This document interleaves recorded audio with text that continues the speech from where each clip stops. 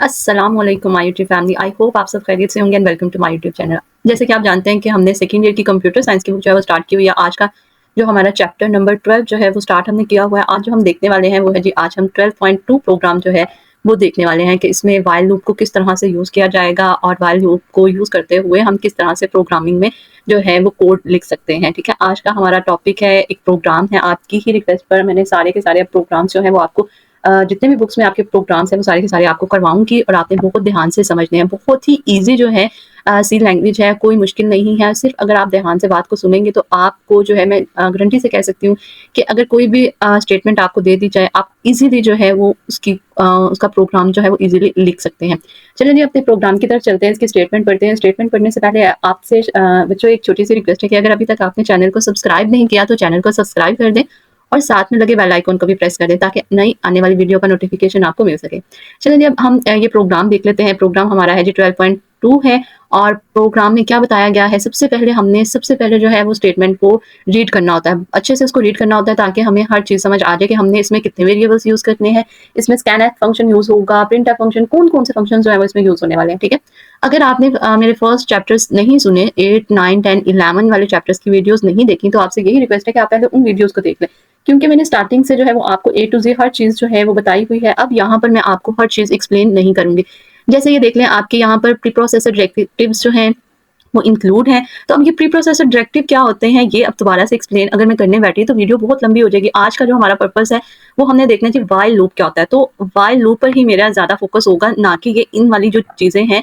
Pre processor directive क्या है, main function क्या है, उसकी बॉडी क्या है, ये सब चीज़ें ऑलरेडी पहले से डिस्कस हो चुकी हैं। सो आप पहले से वो वीडियोज़ देख लें। ठीक है, चलिए स्टार्ट करते हैं। हम हमारा प्रोग्राम क्या बोल रहा है जी, write a program that display first 5 numbers and their sum using while loop. अब यहाँ पर क्या कह रहे हैं कि आपने एक प्रोग्राम लिखना है क्या, जो क्या करेगा, डिस्प्ले करवाएगा फर्स्ट 5 नंबर। अब हमारे पास फर्स्ट 5 नंबर्स कौन से होते हैं, 1 होता है, 2 है, 3 है, 4 है, ये और ये 5। ये क्या होते हैं, ये क्या है, हमारे पास फर्स्ट 5 नंबर्स हैं। वो कह रहे हैं आपने स्क्रीन पर ये फर्स्ट 5 नंबर्स जो है वो शो करवाने हैं और क्या करवाना है, उनका सम जो है वो इन सब का सम, यानी 1 प्लस 2 क्या होगा, 3 होगा, 3 प्लस 3 क्या होगा, हमारे पास 6 होगा, 6 प्लस 4 क्या होगा, हमारे पास 10 होगा, 10 प्लस 5 क्या होगा, हमारे पास 15 होगा। मतलब इसका सम जो है वो हमने शो करवाना है। ये तो बात समझ आ गई। प्रोग्राम में उन्होंने कहा कि आपने फर्स्ट 5 नंबर्स जो है वो शो करवाने हैं। उसके बाद उन्होंने क्या बोला जी, आपने उसका सम भी जो है वो भी आपने डिस्प्ले करवाना है। किसको यूज़ करते हुए, इस वाले व्हाइल लूप को यूज़ करते हुए। ठीक है, अभी हम यहाँ पर इसकी स्टेटमेंट पे, इसके प्रोग्राम में नहीं आएंगे। अभी मैं यहाँ पर आपको उसकी थोड़ी सी लॉजिक बनाना सिखाऊंगी कि किस तरह से हमें पता चलेगा कि हमने क्या काम करना है।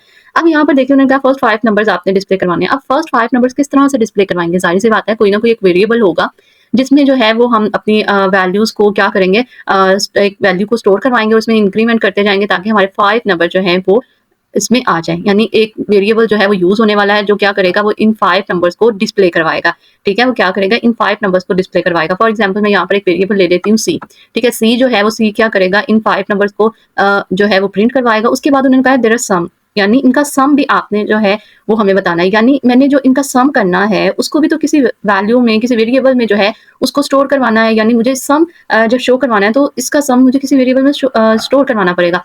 उस वेरिएबल का नेम आप कुछ भी रख सकते हैं। यहाँ पर हम रख लेते हैं सम रख लेते हैं। ठीक है, अगर आप उसका सम नाम नहीं रखना चाहते, आप सिर्फ सिंपली एस रखना चाहते हैं तो आप वेरिएबल का नेम एस भी रख सकते हैं, जिसमें सारी की सारी वैल्यूज हमारी सम होकर स्टोर होंगी। ठीक है, इतनी बात समझ में आ गई। अब यहाँ पर देख लें, यहाँ पर कोई भी इन्होंने नहीं कहा कि यूजर से वैल्यू लेनी है। ठीक है, यहाँ पर कहीं पे भी आपको नजर आ रहा है इनपुट का वर्ड के आपने इनपुट लेनी है, या कहीं पर आपको यूजर का वर्ड नजर आ रहा है कि यूजर से आपने वैल्यू लेनी है। नहीं, उन्होंने सिर्फ सिंपली ये बोला है कि आपने फर्स्ट 5 नंबर्स लेने हैं और उनका शो करवाने हैं, डिस्प्ले करवाने हैं और उसका सम जो है वो शो करवाना है। अब यहाँ पर देख लेते हैं, प्रोग्राम में आ जाते हैं। ये समझ आ गई, हमारे पास 2 वेरिएबल्स जो हैं वो यूज़ होने वाले हैं। एक तो जिसमें हम नंबर शो करवाएँगे, दूसरा वेरिएबल जिसमें हम अपना सम रखवा कर फिर उसको शो करवाएँगे। अब यहाँ पर देख लीजिए, हमने ये प्री प्रोसेसर डायरेक्टिव्स जो है वो इंक्लूड कर लिए हैं। ये हमारी हेडर फाइल्स हैं। ठीक है, उसके बाद क्या जी, ये मेरा फंक्शन स्टार्ट हो गया। हमेशा हम वाइड मेन से अपना फंक्शन स्टार्ट करते हैं। इसकी ब्रैकेट स्टार्ट हुई।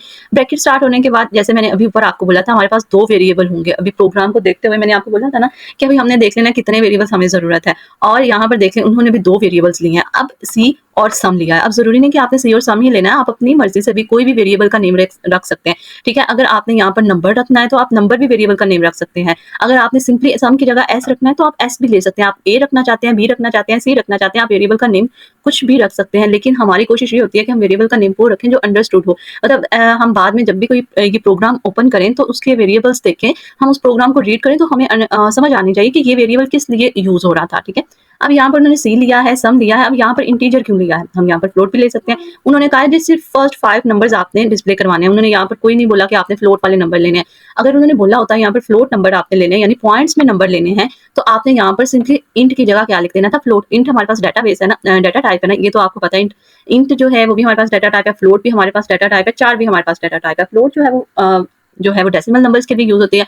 अब यहाँ पर देख लें, उन्होंने सिर्फ सिंपली 5 नंबर्स बोला है, तो ये इंटीजर है। अब जब इंटीजर क्या हम सम करते हैं तो उसका जो आंसर है वो भी इंटीजर में ही आता है, ठीक है। इसलिए सम को और सी को हमने क्या उसकी डाटा टाइप बता दिया इंटीजर, ठीक है। ये देख लें, एक लाइन में भी हम लिख सकते हैं। ये भी मैंने आप लोगों को सिखाया हुआ है कि हम एक लाइन में 2 वेरिएबल्स, 3 वेरिएबल्स, 4 वेरिएबल्स को भी डिक्लेयर कर सकते हैं जिनकी सेम डाटा टाइप होगी। फॉर एग्जांपल अगर इनकी डिफरेंट डाटा टाइप होती तो फिर मैंने क्या करना था? इंट सी सेमीकोलन, उसके बाद फिर फ्लोट सम सेमीकोलन लगाना था, ठीक है, क्योंकि फ्लोट की डाटा टाइप डिफरेंट है, इंट की डिफरेंट है। अभी यहाँ पर दोनों की सेम है, इसलिए मैं एक ही लाइन में उसको लिख सकती हूँ। ये हमें पता है, ये क्लियर स्क्रीन के लिए CLRS जो है वो फंक्शन यूज होता है। अब यहाँ पर देखने सी की वैल्यू हमने 1 से क्यों स्टार्ट की? क्योंकि उन्होंने कहा फर्स्ट 5 नंबर, तो हमने फिर 1 से ही स्टार्ट करनी थी। हमने सी को क्या दे दिया? 1। अब सी में देखें क्या पड़ा हुआ है, सी में डाटा जो हमारे मेमोरी है उसमें सी जो है वो एक डिक्लेयर हो गया। उसमें सी में क्या पड़ा है कि कौन सी वैल्यू पड़ी हुई है जी? सी में पड़ी हुई है 1, ठीक है। अभी मैं इसको इस तरह से लिख लेती हूँ, ठीक है। अभी यहाँ पर बॉक्स बना देती हूँ जिस तरह से मेमोरी में काम हो रहा होता है। ये है जी हमारे पास मेमोरी में इसने स्पेस ली है, और सी में क्या पड़ा हुआ है? ये सी उसने वेरिएबल मेमोरी का नेम रख दिया, और इसमें क्या पड़ा हुआ है? 1 पड़ा हुआ है, ठीक है। 1 से हमने स्टार्ट करना है क्योंकि फर्स्ट 5 वैल्यूज उन्होंने बोला है कि आपने डिस्प्ले करवानी है नंबर्स, ठीक है। उसके बाद सम में 0 क्यों है? सम में 0 इसलिए रखा है, हो सकता है कि पहले से सम में कोई गार्बेज वैल्यू पड़ी हो, हमने सम का वेरिएबल डिक्लेयर किया है, तो हमारी कोई ना कोई गार्बेज वैल्यू जो होती है वो इसमें स्टोर हुई होती है। तो हम इसलिए यहाँ पर 0 रख रहे हैं कि जो भी इसकी गार्बेज वैल्यू है ना, वो किसी में भी ऐड ना हो, और वो जो है वो क्या करे जी, इस सम को 0 डिक्लेयर कर दे, यानी इसमें अभी कोई भी वैल्यू नहीं है, यहाँ पर 0 पड़ा हुआ है। 0 मीन्स कुछ भी नहीं है, सम में हमने 0 इस वजह से रखा है, ठीक है। उसके बाद अब देखिए हमारी वाइल की कंडीशन यहाँ से शुरू होती है, ठीक है। अब मैंने वाइल का सिंटेक्स आपको बताया था। वाइल का सिंटेक्स क्या होता है? सबसे पहले आपने वाइल का कीवर्ड लिखना होता है, ब्रैकेट लगानी होती है, और ब्रैकेट के अंदर आपने कंडीशन लिखनी होती है, ठीक है। आपने सिर्फ इतना सा काम करना है और कुछ नहीं करना, सिंपली आपने वाइल का कीवर्ड लिखना है, छोटी ब्रैकेट्स लगानी है और उसके अंदर कंडीशन। अब कंडीशन का भी मैंने आपको बताया था कि कंडीशंस में हम रिलेशनल ऑपरेटर यूज करते हैं। रिलेशनल ऑपरेटर्स भी अब हमें पता है, greater than, less than, equal to का होता है, लेस देन इक्वल टू होता है, लेस देन होता है। तो इस तरह की ये रिलेशनल ऑपरेटर यूज हो रहे हैं। अब यहाँ पर देख लें सी लेस देन 5। अब यहाँ पर सी हमने काउंटर मतलब यूज किया ना, वैल्यूज को डिस्प्ले करवाने के लिए वेरिएबल जो हमने यूज किया वो सी है। सी एज अ काउंटर भी यूज हो रहा है और सी वैल्यूज को भी डिस्प्ले करवाने के लिए यूज हो रहा है। अब ये 5 कहाँ से आया? अब आप कहेंगे कि चलिए ठीक है ये हो गया, लेकिन 5 कहाँ से आया? आप अगर स्टेटमेंट को रीड करें तो उन्होंने क्या बोला है? फर्स्ट 5 नंबर्स, तो इसलिए हमने यहाँ पर 5 लिखा है। फॉर एग्जाम्पल वो यहाँ पर कहते हैं फर्स्ट 10 नंबर्स आपने डिस्प्ले करवाने हैं, तो मैंने यहाँ पर क्या लिख देना था? 10 लिख देना था। फॉर एग्जाम्पल वो ये कहते हैं कि यहाँ पर आपने फर्स्ट 50 नंबर जो है वो प्रिंट करवाने हैं, तो मैंने यहाँ पर क्या कर देना था? यहाँ पर 50 लिख देना था, ठीक है। जो हमने अपनी स्टेटमेंट के लिहाज से अपनी जो है वो क्या बनानी होती है? कंडीशन बनानी होती है। ये बात समझ में आ गई, इसलिए यहाँ पर 5 लिखा है। अब देखिए C less than is equal to, condition बनानी है कि जब तक सी की वैल्यू जो है वो छोटी रहती है और इक्वल रहती है 5 के साथ, तब तक उसकी स्टेटमेंट चलती रहेंगी।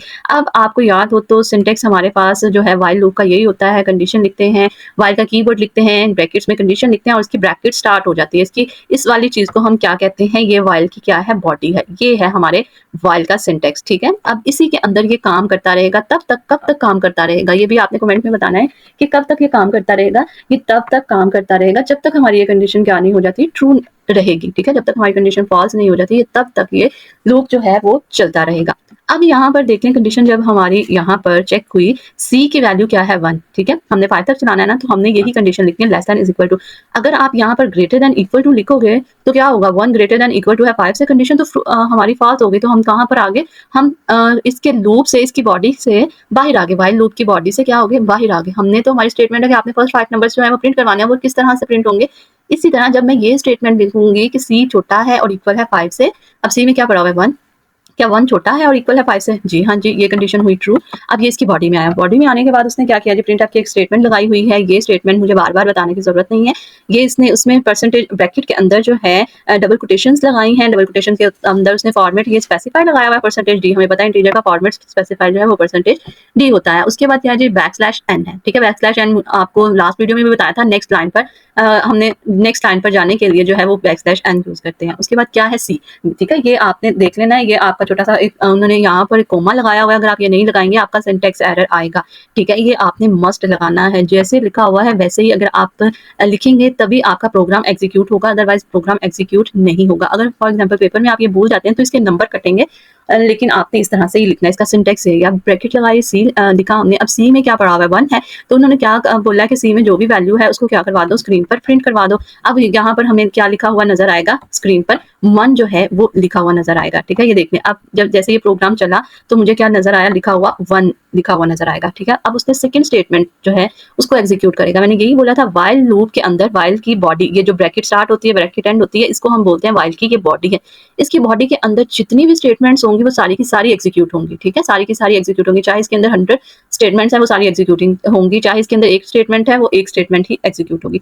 अब यहाँ पर देखते हैं नेक्स्ट लाइन पर आया, नेक्स्ट लाइन पर उसने क्या लिखा है, sum is equal to sum plus C. अब इस लाइन का क्या मतलब है, अब हमने जब सम करते जाएंगे तो उसको किसी ना किसी वेरिएबल में तो स्टोर करना है ना, तो अब उनको किस तरह से हमने लिखा है, ऐसे, यानी सम में क्या पड़ा हुआ है हमारे पास, सम में मैं यहाँ पर दिखा दूं आपको, यहाँ पर देख लीजिए मेमोरी में, यहाँ पर सम में क्या पड़ा हुआ है, 0 पड़ा हुआ है, यही हमने स्टोर करवाया था। अगर आपको नहीं पता तो ऊपर स्टेटमेंट देख लें, सम में 0 है। अब उन्होंने कहा सम इज इक्वल टू क्या हो जी, सम में जो भी वैल्यू है वो हो जाए प्लस किसके साथ, सी में जो भी वैल्यू है उसके साथ प्लस हो जाए, ये स्टेटमेंट है, ठीक है। आपने ये स्टेटमेंट याद रखनी है। हमने जो भी सम होता जाएगा उसकी सम की वैल्यू को और सी की वैल्यू को प्लस करके हमने सम में जो है उसको क्या करवाते जाना है, स्टोर करवाते जाना है, ठीक है। अब ये किस तरह से, अब यहाँ पर देखें सम में क्या पड़ा है, 0 है, तो ये क्या करेगा, 0 प्लस सी में क्या पड़ा हुआ है, 1 पड़ा हुआ है, 0 प्लस 1, 1 किस में चला गया, 0 प्लस 1 क्या होता है, आंसर 1 होता है, और 1 किस में स्टोर होगा, इस वाले सम में, यानी ये वाले वेरिएबल में स्टोर होगा। अब यहाँ पर 0 की जगह क्या आ गया, 1 स्टोर हो गया, ठीक है। उसके बाद उसने नीचे वाली स्टेटमेंट लिखी जहां पर लिखा हुआ है C is equal to C plus 1, यानी C is equal to C plus 1 का क्या मतलब है, सी में क्या पड़ी हुई है वैल्यू, 1 थी।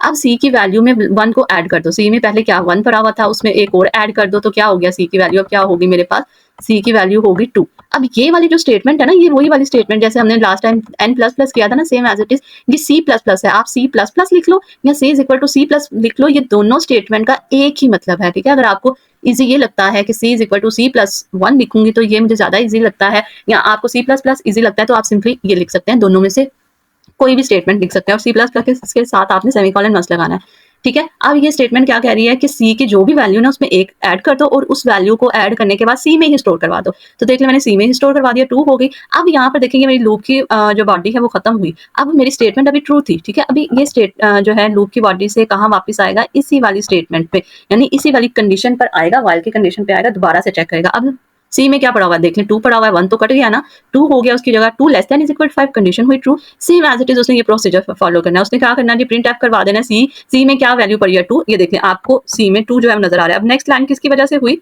ये परसेंटेज सॉरी बैकस्लैश एन की वजह से जो है वो नेक्स्ट लाइन पर आया है। उसके बाद फिर सम में आए, सम में क्या कर दो जी, सम प्लस सी। अब सम में क्या पड़ा हुआ है, सम में देख लें यहाँ पर 1 मैंने लिखा था ना, अब सम में पड़ा हुआ है जी 1, ये वाली अब लाइन हमारी कट गई, ठीक है। अब सम में क्या पड़ा हुआ है हमारे पास, सॉरी यहाँ पर देख लें, अब देखें सम में हमारे पास क्या पड़ा हुआ है, सम में पड़ा हुआ है 1 प्लस, और सी में क्या पड़ा हुआ है, सी में 2 पड़ा हुआ है, 2 पड़ा हुआ है, यानी 1 प्लस 2 कितना होता है 3, यानी ये 1 को कट करके अब मेरे पास सम में क्या आ गया है, 3 आ गया है, ठीक है। 3 आने के बाद वो नीचे वाली लाइन में आएगा, नीचे वाली स्टेटमेंट में आएगा। स्टेटमेंट पढ़ी उसने क्या कहा, सी की वैल्यू जो भी है उसमें क्या कर दो प्लस 1। अब सी में क्या पड़ा हुआ है 2 है, उसको क्या कर दो 3 कर दो, ठीक है। सी में जो भी वैल्यू है उसमें प्लस 1 कर दो। अब सी में यहाँ पर देखने 2 था, 2 प्लस 1 हो गया तो क्या हो गया 3 आ गया, 2 कट गया। अब दोबारा से क्या करेगा जी, ये बॉडी जो है लूप हमारा कहाँ पर जाएगा, कर्सर जो है हमारा कंट्रोल जो है वो वापस अपनी कंडीशन पर आता है। वापस आने के बाद फिर से वो कंडीशन देखेगा, 3 less than is equal to 5, true हो गया। उसने क्या किया जी, उसकी वाइल लूप की बॉडी में आया, 3 को प्रिंट करवा दिया, ठीक है। 3 को प्रिंट करवाने के बाद उसने क्या किया जी, सम में कर दो, सम की जो भी वैल्यू है उसमें प्लस कर दो सी की वैल्यू को। अब सम में क्या पड़ा हुआ है 3 पड़ा हुआ है। अब ये सिंपली क्या करेगा, 3 सम में पड़ा हुआ है तो 3 लेगा, सम में क्या पड़ा हुआ है 3 प्लस, और सी में क्या पड़ा हुआ है, सी में भी 3 पड़ा हुआ है, तो सी 3 प्लस 3 कितना हो गया 6। वो किसमें स्टोर करवा दो, सम में, ये वाले इसी वाले वेरिएबल में स्टोर करवा दो। अब 3 की जगह मेरे पास क्या आ गया 6 आ गया, ठीक है। 6 आने के बाद उसने क्या किया, नीचे वाली स्टेटमेंट को, ये वाली स्टेटमेंट को उसने रीड किया। अब यहाँ पर देख लें सी की वैल्यू प्लस 1 होगी, ठीक है। सी में जो भी वैल्यू उसमें प्लस 1 कर दो। अब सी में 3 पड़ा था, 3 प्लस 1 कितना हो जाता है 4 हो जाता है, ठीक है। दोबारा से मेरा लूप वापस गया, 4 को उसने चेक किया, सेम एज इट इज वही प्रोसीजर होगा। 4 को प्रिंट करवाएगा, 4 को प्रिंट करवाने के बाद फिर से सम और प्लस सी करेगा। सम में क्या पड़ा हुआ है 6 पड़ा हुआ है, सी में क्या पड़ा हुआ है 4 पड़ा हुआ है, 4 + 6 कितना हो गया 10 हो गया। उसने क्या करवा दिया स्टोर करवा दिया सम में 10 स्टोर करवा दिया, ठीक है। उसके बाद फिर से C + 1 करेगा 1। अब C में क्या है जी 4 है, 4 + 1 कितना होता है 5 होता है। 5 ऊपर आएगा, दोबारा से कंडीशन देखेगा 5 लेस देन इक्वल टू 5। हाँ जी ट्रू है, लेस देन तो नहीं है लेकिन इक्वल तो है, ट्रू है। कंडीशन नीचे आई, फिर उसने 5 को प्रिंट किया, फिर उसने क्या किया sum is equal to sum plus C। Sum में क्या पड़ा हुआ है 10 है, 10 प्लस C में क्या पड़ा हुआ है 5, 10 + 5 कितना हो गया हमारे पास 15 हो गया।